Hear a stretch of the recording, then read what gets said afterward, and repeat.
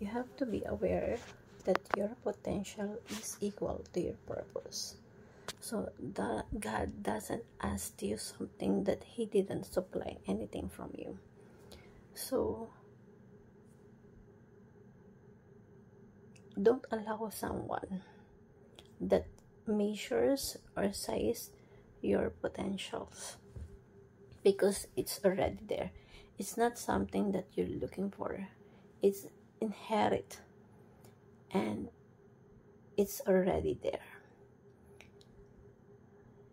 Kailangan mo lang maintindihan na yung ability, yung potential na meron ka, nasa iyo na.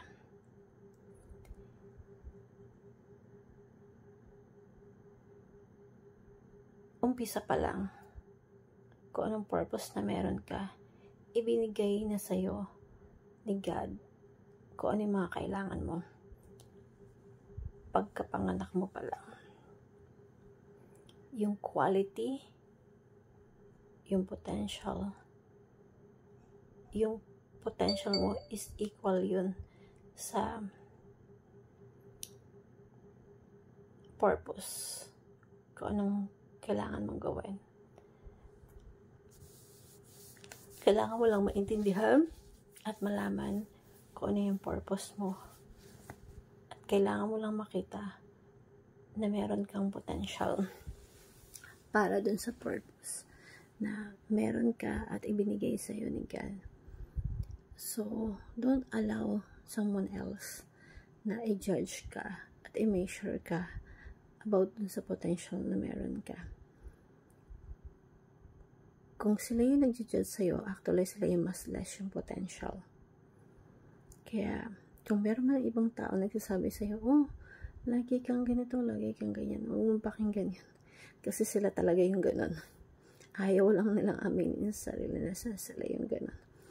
Kaya, mas mag-focus ka na lang na alamin at maintindihan sa sarili mo kung ano yung potential na meron ka, then i-develop mo yon, at kung ano yung purpose mo. Kasi equal parehas yun. Sabi nga, hindi niya require ni God yung bird na lumipad kung hindi niya kayang lumipad. So, inheritance natin yung potential na meron tayo.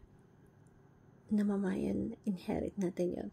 So, dapat natin panghawakan na meron tayong ability and potential.